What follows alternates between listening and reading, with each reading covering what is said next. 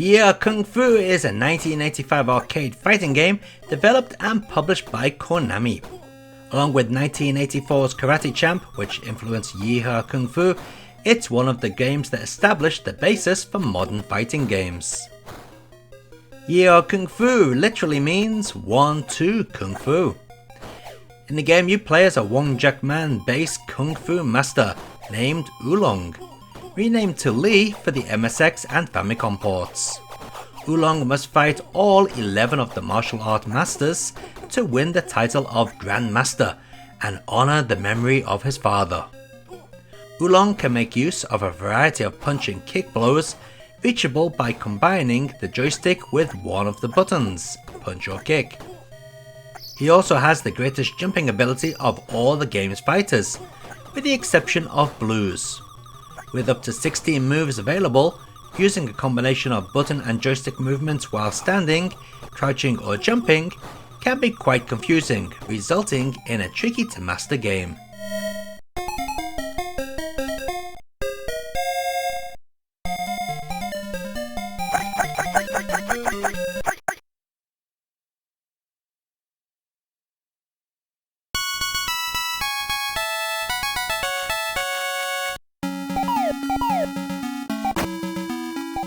The Famicom version, as you can see, looks quite different to the arcade game. Not only that, but it also plays differently. I understand that this is supposedly a classic title, but I'm sorry, this is a bad game. The collision detection is purely random.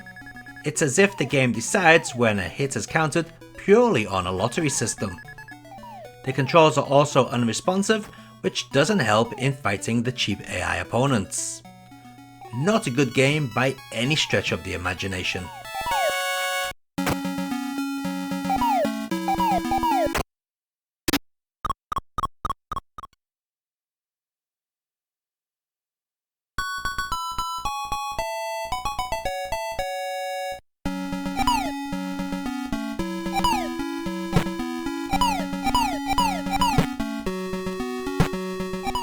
The MSX port has many differences from its arcade counterpart, just like the Famicom version.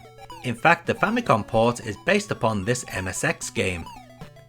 The first thing you'll notice besides the way the game looks is that the main character is now called Lee rather than Oolong. You also only face 5 opponents in this version.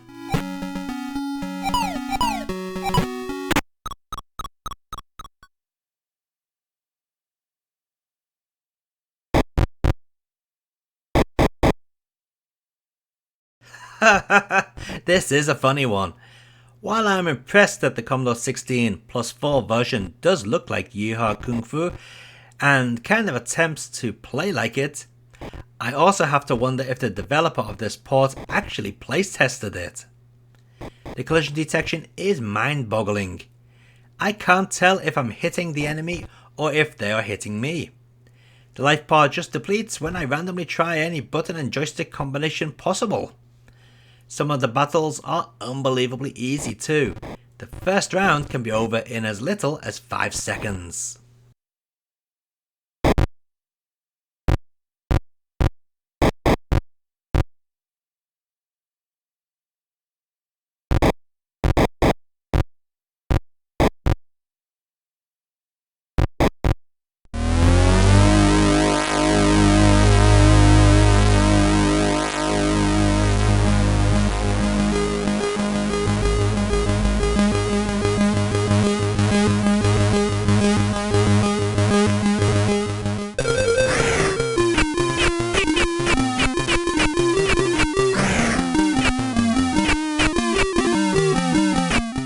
Commodore 64 fans received a port that looked very respectable indeed. However, the same can't be said about the gameplay. This is the PAL version of the game running at 50Hz, but as you can see it's pretty fast, making the controls rather awkward. The AI is unbalanced and cheats. I ended up having to cheat myself just to reach the 4th stage. Just check out how Chainman traps me. If I wasn't cheating, there'd be no way in hell I could survive his attacks.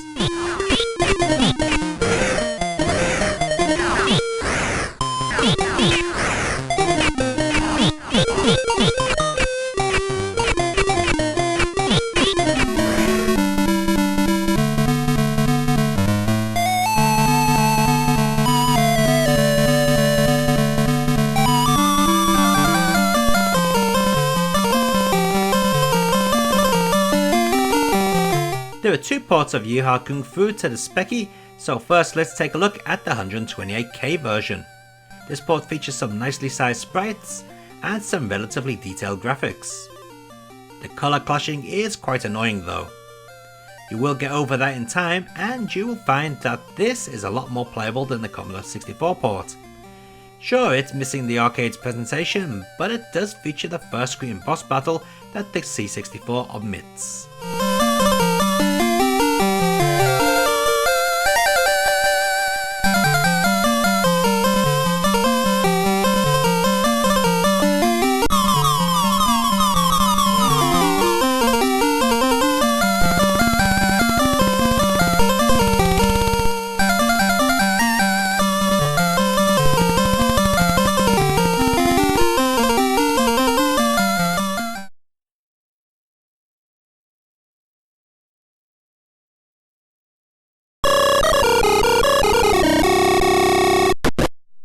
And here we are with the ZX Spectrum 48K version. This plays quite like its 128K big brother, however the AI in this port is rather dumb. It's possible to beat most characters by constantly hitting the attack button. You may also have noticed that the graphics and audio are more basic in this port too. Not only that, but it's missing the end of the first screen boss battle, and Chain Man is gone too.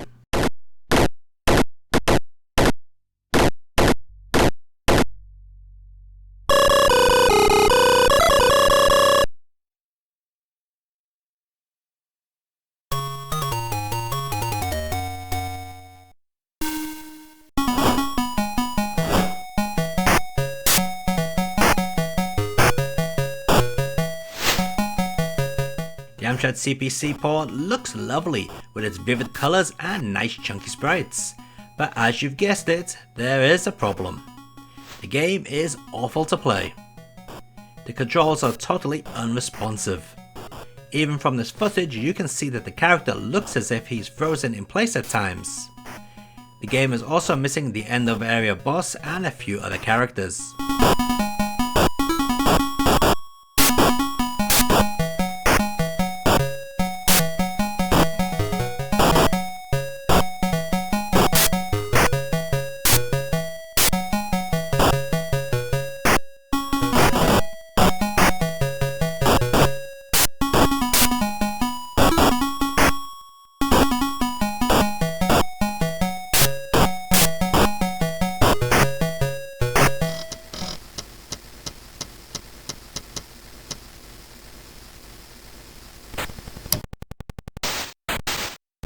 A surprisingly good looking port for the BBC Micro. Unfortunately, I couldn't get the joystick to work and there didn't seem to be any up or down controls via the keyboard.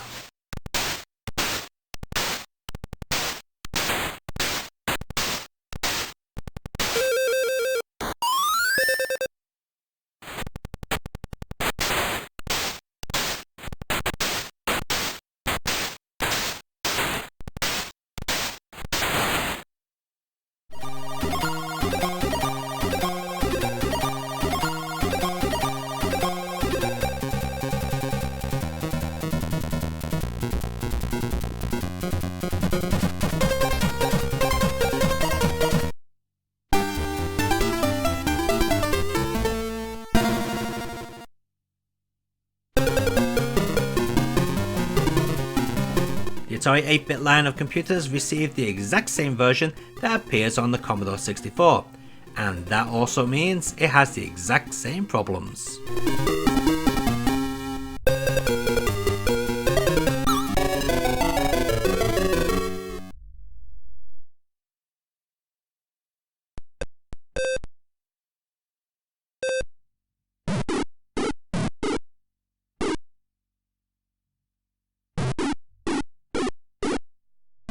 I imagine that this Acorn Electron port is based upon the BBC Micro version.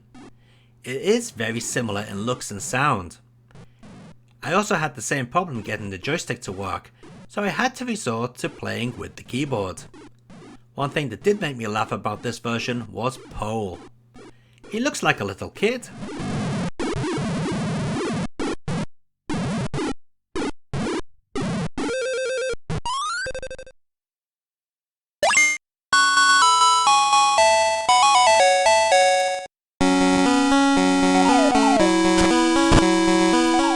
As part of the Konami GB Collection Volume 4, Yi Kung Fu made its way to the Game Boy Color. This 2000 release features a version of the game based upon the MSX Famicom version rather than the arcade. It's a pretty solid port overall, although the screen does scroll now due to the lower resolution of the Game Boy Color.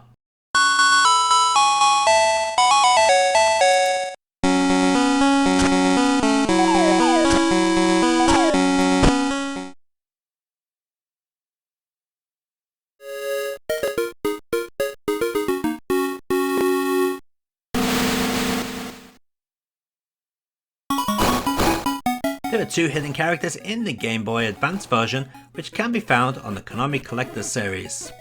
To access them, the player must input the famous Konami code at the title screen. The characters are available in the very special 2-player mode found on this collection.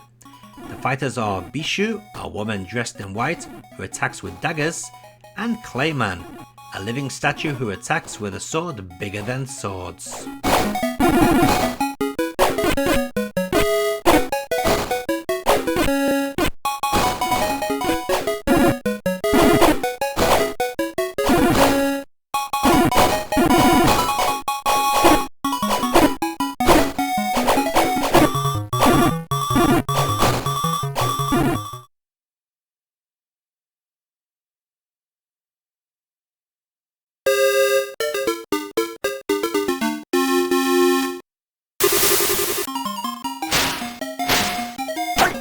Released for the Nintendo DS as part of the Konami Classic series Arcade Hits, what we have here is an arcade perfect port.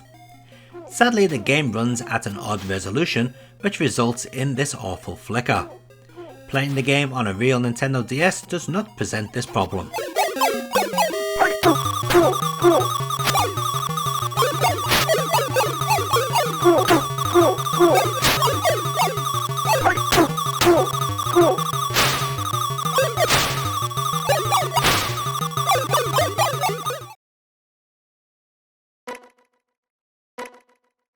Released on July 18, 2017 with updated graphics, this Xbox 360 version was developed by Digital Eclipse. As we all know, they are not the greatest when it comes to retro ports. Some may like the new style of graphics while others may not. I particularly find the blur effect off-putting. Sadly, you will not get to see much of this port as I am not willing to pay for the full download version.